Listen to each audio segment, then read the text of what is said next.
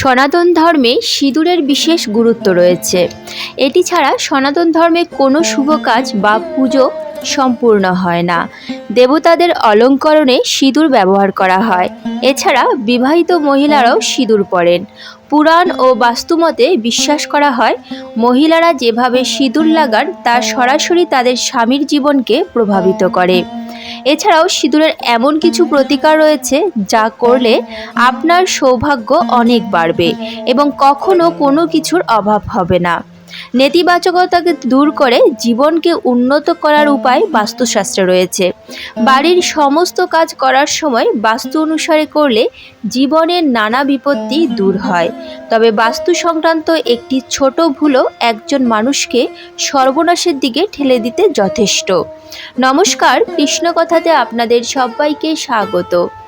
আজকের এই ভিডিও থেকে আপনারা জানতে পারবেন সিঁদুর পরার সঠিক নিয়ম কী এবং সিঁদুর পরার সময় কোন ভুলগুলো এড়িয়ে চলা উচিত এবং সিঁদুর পরার সময় কোন মন্ত্র জপ করা উচিত। তাহলে চলুন দেরি না করে শুরু করা যাক আজকের এই ভিডিও। চলুন প্রথমেই আমরা জেনে নিই বিবাহিতারা সিঁদুর কেন পরেন, তার বৈজ্ঞানিক কারণই বা কী, পৌরাণিক কারণই বা কী। হিন্দু ধর্মে সিঁদুরকে এক অন্য মাত্রার সম্মান দেওয়া হয়। শুভ কাজে সিঁদুরের গুরুত্ব অপরিসীম। সনাতন ধর্মে প্রায় 16 শোভার মধ্যে সিঁদুর হলো অন্যতম। বৈবাহিক জীবনেও রয়েছে লাল রঙের এই সিঁদুরের গুরুত্বপূর্ণ ভূমিকা।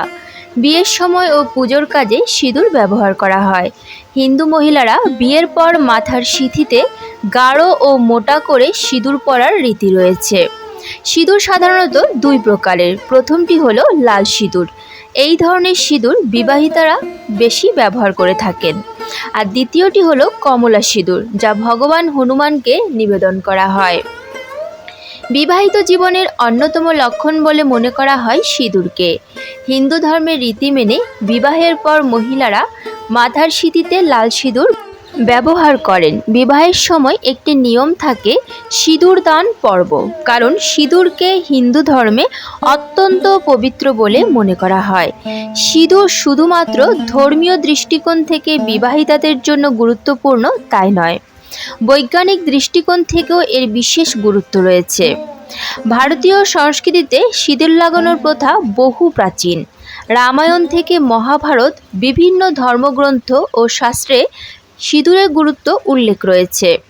পৌরাণিক কাহিনী অনুসারে একসময় দেবী সীতা যখন তার সিঁথিতে সিঁদুর দিয়ে ভরাট করছিলেন, তখন হনুমান সেখানে উপস্থিত হয়ে জিজ্ঞাসা করলেন কেন এই লাল রং তার সিঁথিতে পূর্ণ করে থাকেন। তাতে সীতা উত্তর দিয়েছিলেন, শ্রীরাম সিঁথিতে লাল রঙের সিঁদুর দেখে খুব খুশি হন এবং শ্রীরামের মঙ্গল কামনায় তিনি এই সিঁদুর পরে থাকেন। সীতার এই উত্তরে হনুমান তখন অনেকটা সিঁদুর সারা গায়ে মেখে রামের সঙ্গে দেখা করতে যান। এই দৃশ্য দেখে রামের হাসি আর থামতেই চায় না। বলা হয়ে থাকে সেই সময় থেকেই সিঁদুর পরার রীতি চলে আসছে। এছাড়াও সিঁদুর বিবাহিত মহিলার প্রতীক, যা তারা স্বামীর মঙ্গল কামনা করে পরে থাকেন। হিন্দু ধর্মে মনে করা হয় স্ত্রী তার সিঁদুরের শক্তিতে স্বামীকে যে কোনো বিপদ থেকে বাঁচাতে পারেন। তাই ধর্মে বিবাহিত মহিলাদের বিয়ের পর সিঁদুর পরার রীতি। হিন্দু শাস্ত্র মতে দেবী লক্ষ্মীকে মাথায় বিরাজমান মানা হয়। তাই দেবী লক্ষ্মীকে সম্মান করতে বিবাহিত মহিলারা সিঁথিতে সিঁদুর পরেন। লক্ষ্মীর কৃপায় স্বামী ও স্ত্রী একসঙ্গে সুখে থাকেন বলে মানা হয়। লক্ষ্মীর কৃপায় সম্পর্কে কোনো সমস্যাও আসে না। হিন্দু শাস্ত্র অনুযায়ী সিঁদুরকে শক্তির প্রতীক মানা হয়। প্রাচীনকাল থেকে বলা হয় লাল রং সৃষ্টির প্রতীক। লাল রঙকে প্রকৃতির সৃষ্টিকর্তা মানা হয়। তাই ভারতীয় নারীরা একান্ত প্রসাধন হিসেবে সিঁদুরকে প্রাচীনকাল থেকেই ধারণ করে আসছেন। নারীর কপালে সিঁদুর সন্তান ধারণের ক্ষমতাকে বর্ণনা করে। হিন্দু শাস্ত্রে বলা হয় শরীরের বিভিন্ন স্থানে দেবতা বিরাজমান থাকেন। স্বয়ং ব্রহ্মা কপালে অধিষ্ঠান করেন। ব্রহ্মাকে সম্মান জানাতে ও তুষ্ট রাখতে বিবাহিত মহিলাদের কপালে সিঁদুর পরা শাস্ত্রমতে উচিত। বৈজ্ঞানিক মতে কেন সিঁদুর পরা উচিত মহিলাদের? সিঁদুর পরার কিছু বৈজ্ঞানিক দিকও রয়েছে। বৈজ্ঞানিক মতে সিঁদুর মাথার নার্ভের ক্ষেত্রে গুরুত্বপূর্ণ ভূমিকা পালন করে। মহিলারা যেখানে সিঁদুর পরেন মাথার সেই জায়গায় গুরুত্বপূর্ণ নার্ভ থাকে। মেডিটেশনও সাহায্য করে সিঁদুর। বিয়ের পর মহিলাদের জীবনে নানা চাপ আসে।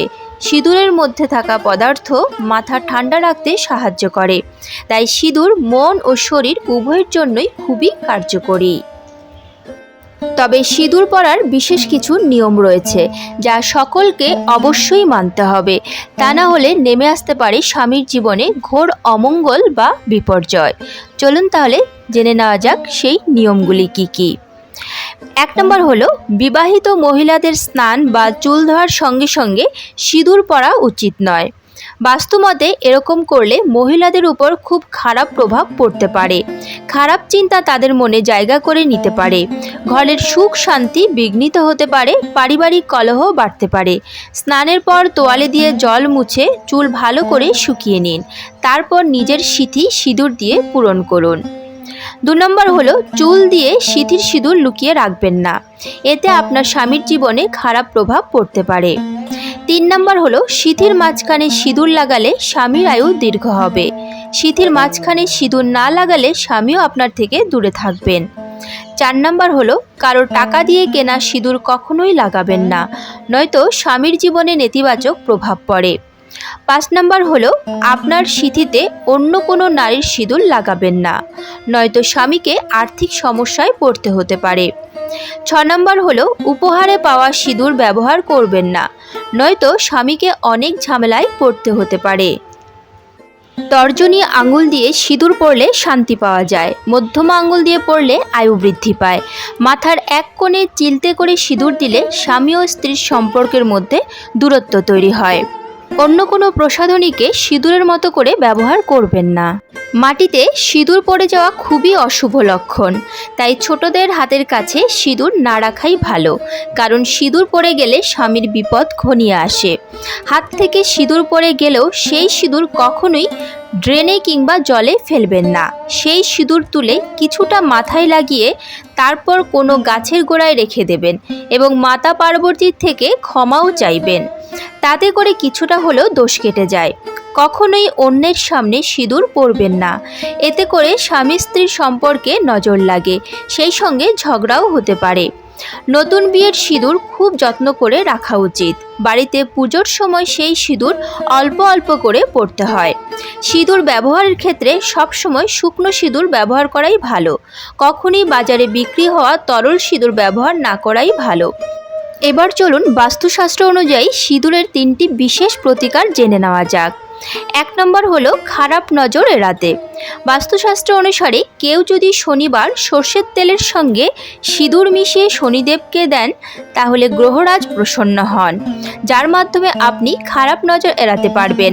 এছাড়া শনিবার বজরংবলীকে জুঁই তেলের সঙ্গে সিঁদুর অর্পণ করুন, এতে সমস্যা দূর হবে। আর্থিক সমৃদ্ধি। বাস্তুশাস্ত্রে বলা হয়েছে যে দেবী লক্ষ্মীকে খুশি করার জন্য একটি নারকেলের উপর সিঁদুর লাগিয়ে একটি কাপড়ে বেঁধে ধনদেবীকে স্মরণ করুন। এরপর এই নারকেলটি আপনার কর্মস্থলে রাখুন, এতে চাকরি বা ব্যবসায় লাভবান হবেন, যার ফলে আপনার আর্থিক সচ্ছলতাও বৃদ্ধি পাবে। পড়াশোনায় মনোযোগ দেওয়ার জন্য বাস্তুশাস্ত্রে বলা হয়েছে যে ভগবান গণেশকে সিঁদুর অর্পণ করলে ব্যক্তির আত্মবিশ্বাস বৃদ্ধি পায় এবং পড়াশোনার প্রতি আগ্রহ জন্মায়, যার কারণে সে পড়াশোনায় মনোযোগ দিতে পারে, সেই সঙ্গে চাকরি পাওয়ার সম্ভাবনাও বেড়ে যায়। যে শিশুর মন পড়াশোনায় বসে না, তাদের প্রতিদিন সকালে স্নানের পর ভগবান গণেশকে সিঁদুর অর্পণ করা উচিত। এবার চলুন সিঁদুর পরার মন্ত্রটি জেনে নেওয়া যাক। অনেকেই আছেন সিঁদুর পরেন কিন্তু সিঁদুর পরার মন্ত্র জানেন না, তাই তাদের জ্ঞাতার্থে সেটি উল্লেখ করলাম। আশা করি সবাই শুনে নেবেন স্বাধীন নারীর সিঁদুর ধারণ মন্ত্র। সিঁথিতে ওম কৃষ্ণায় নমঃ, কপালে ওম কেশবায় নমঃ, কণ্ঠে ওম গোবিন্দায় নমঃ, শঙ্খে ওম মধুসূদনায় নমঃ। আজকের মতো ভিডিওটি এখানেই শেষ হলো। আশা করি আপনাদের ভালো লেগেছে। যদি ভালো লেগে থাকে তাহলে অবশ্যই একটি লাইক করবেন। যদি রাধা মাধবের পরম ভক্ত হন তাহলে কমেন্টে রাধা মাধবের জয়গান করতে ভুলবেন না যেন। প্রিয়জনদের সঙ্গে শেয়ার করবেন যাতে তারাও উপকৃত হতে পারে। এ ধরনের বিভিন্ন ধর্মীয় ভিডিও পেতে এবং নিয়মিত গীতা পাঠ শুনতে চ্যানেলটিকে অবশ্যই সাবস্ক্রাইব করবেন।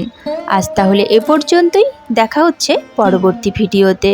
ভালো থাকবেন, সুস্থ থাকবেন। জয় শ্রীকৃষ্ণ। রাধে রাধে।